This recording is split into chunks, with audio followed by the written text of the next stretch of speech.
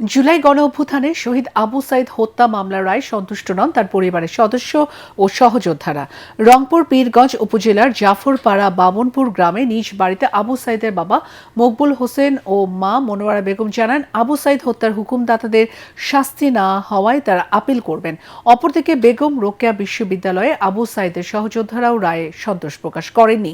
তারাও হত্যাকাণ্ডের সাথে জড়িত ও আসামিদের কাঙ্ক্ষিত শাস্তি না হওয়া ও কিছু আসামিকে চার্জশিট থেকে বাদ দেওয়ার অভিযোগ তোলেন। এ রায়ে সন্তুষ্ট নয় আমি।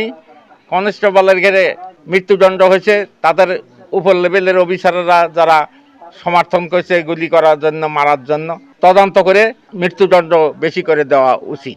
বিচার এখনো সঠিক হয় নাই, বিচার আরো করতে নাকি। আমরা এই জন্য আমার অন্তর ঠান্ডা হয় নাই। সরকারের কাছে আমার এই দাবি।